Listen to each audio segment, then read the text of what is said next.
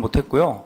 청문회에서는 봉쇄만 생각했습니다. 봉쇄만 생각했고 영상을 부분적으로 보여주시면서 마치 저희가 못 들어간 것처럼 하시지만 제가 갔을 때는 경비원이 1명인가 있었고 2명이 뛰어나오고 있었고요. 저희는 병력이 30명이 됩니다. 그래서 저희 선임 지역대장하고 뭐 한두 명이 들어가서 안쪽 상황을 제가 시킨 건 아니고 자연스럽게 원래 합니다. 안쪽 상황 확인하기 위해서 들어갔는데 뭐 나가는 식으로 해서 나온 것이지 저희가 뭐 경비원한테 밀려가지고 나온 건 전혀 아니고요. 그래서 자연스럽게 나왔기 때문에 그 당시 왜 들어갔냐면 그 문이 잠글 수 있는 문이 아니라 자동문이었습니다. 그래서 어떻게 잠그는 걸 확인하기 위한 목적이 있었고요.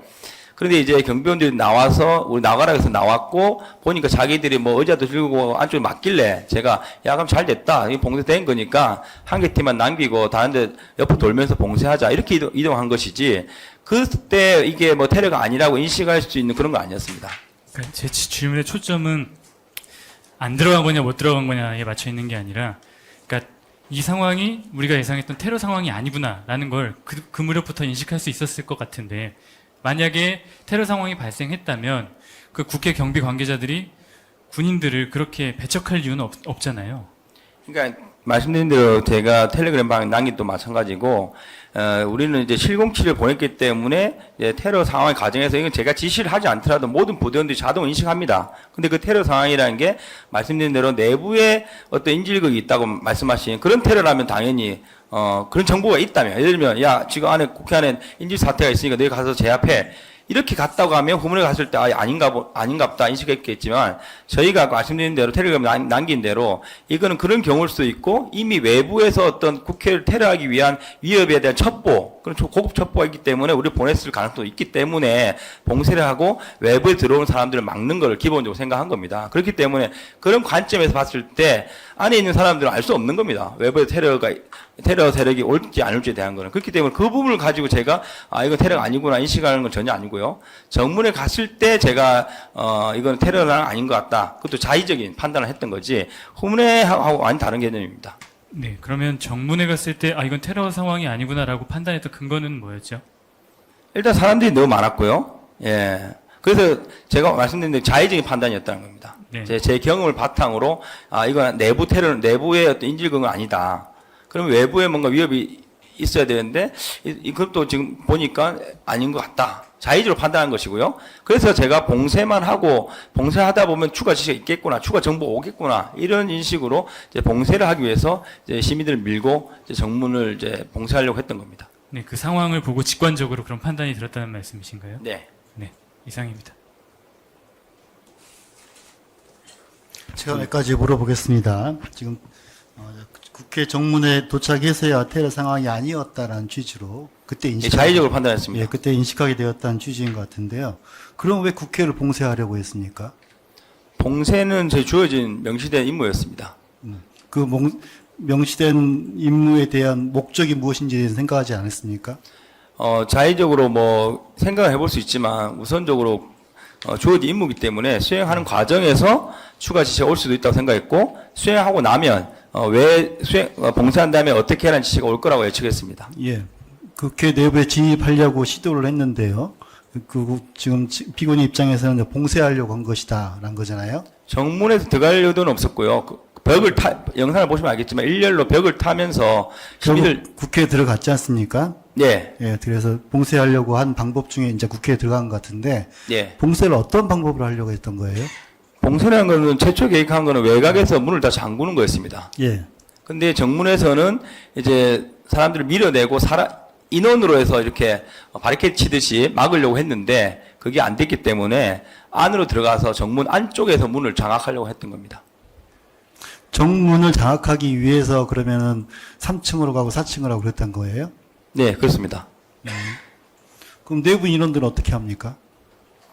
거기에 대한 거는 저희 임무가 아닐 수도 있고요. 또 제가 그러면 정문의 문만 봉쇄하면 임무가 끝나는 건가요? 제가 명시된 과업은 그거였습니다. 봉쇄 후 확보하기 때문에 제가 이제 건물 봉쇄만 생각했고 왜냐하면 저 들어간 인원 아시다시피 물론 뭐 다 들어가려고 했지만 제한됐지만 뭐 열 몇 명 들어가가지고 제가 뭐 거기 있는 사람들을 뭘 하려는 의도는 전혀 없었고요. 정문으로만 가서 문을 어떻게 해보려는 의도였습니다.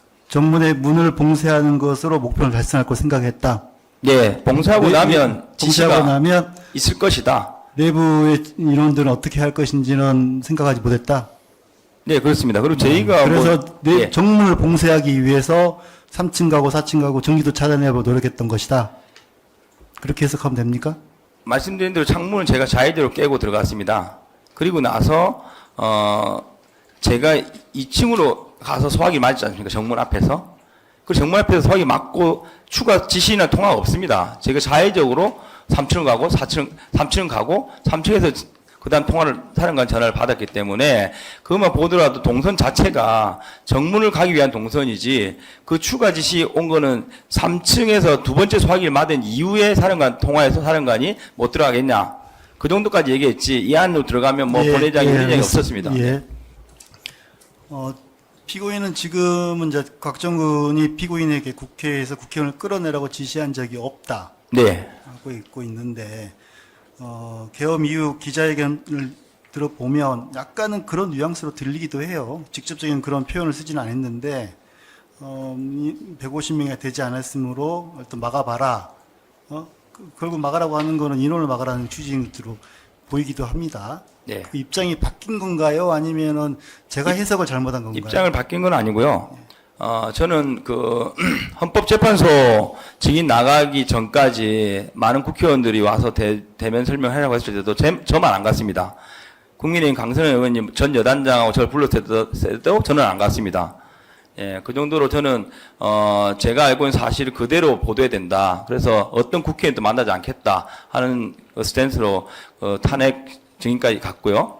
기자회견 할 때는 저는 부하들을 살려야 된다는 생각밖에 없었고 제가 준비한 입장문만 읽고 오는 계획이었습니다. 근데 기자들의 질문이 시작됐고 뭔가 하나로 더 알려드려야 되겠다 이런 생각으로 말씀을 드렸는데 제가 당시에 12월 3일과 4일 새벽에 있었던 현장의 기억과 복귀했을 때 여러 루트로 듣는 정보들 어디 사령부가 어땠다 여단이 어땠다 이런 것들 그 언론에 나온 기사들 뭐 전부 다 내란이다 다 감옥 가야 된다 이런 거 복합된 정보가 이제 섞여가지고 이제 제가 사후에 정리가 된 나름대로 그 당시 12월 9일 기자회견 당시 기억은 현장 기억과 이후 기억과 나와서 들은 여러 가지가 복합된 거기 때문에 제가 답을 할 때 계속 반복된 질문을 해왔고 그런 뉘앙스는 맞습니다.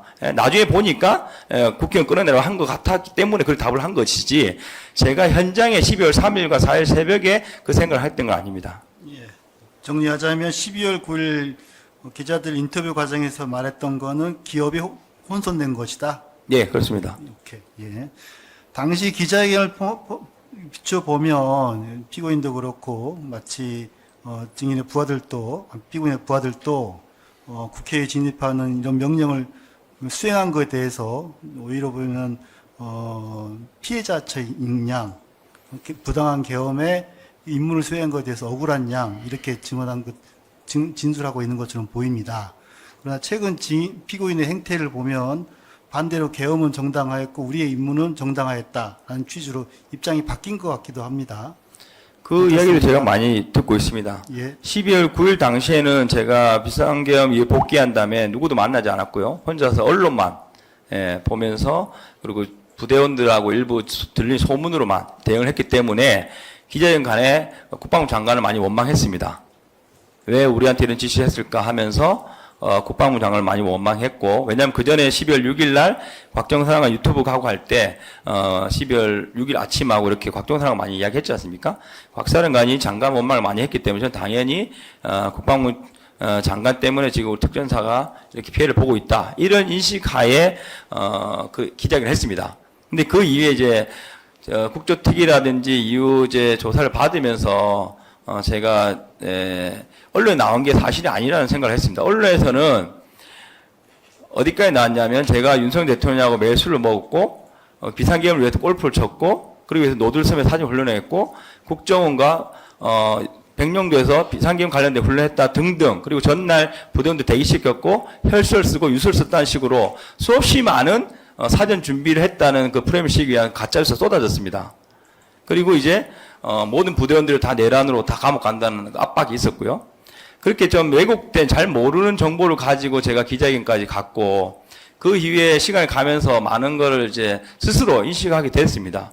가장 큰 틀은 이제 비상계엄이라는 것은 헌법에 보장된 대통령의 고유 권한입니다. 대통령이 전시, 사변, 이에 준하는 사태인데 이에 준하는 사태라는 것은 대통령이 단독으로 충분히 판단할 수 있는 권한입니다. 그렇기 때문에 제가 내란에 대해서 언급하지 않겠습니다. 이 비상계엄 부분은 분명히 대통령의 합법적이다고 저는 생각하고요. 그리고 당시 국군 통수권자와 국방부 장관의 지시를 받은 군인이 만약에 그 지시를 따르지 않는다고 하면 그거는 정상국가가 아니라고 생각합니다. 한 예를 들면요. 미국이 마두로를 체포할 때 델타포스 미국 군인들이 6개월 동안 훈련했습니다.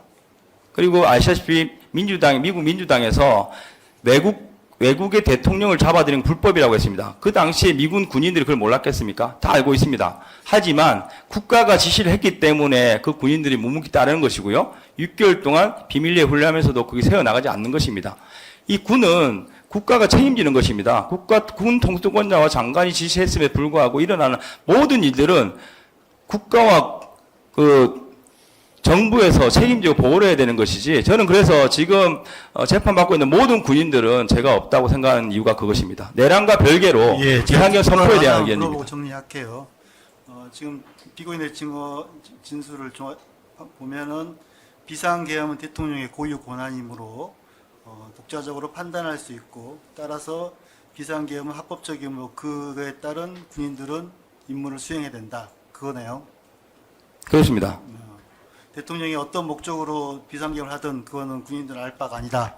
알바는 그 뜻은 아니고요. 그 내용은 몰랐지 않습니까, 저희가? 그래서 그거는 그러면 내란으로 지금 상태는 어때요? 지금 현 입장에서는 지금은 우리 이 사건 발생했던 계엄은 정당하다고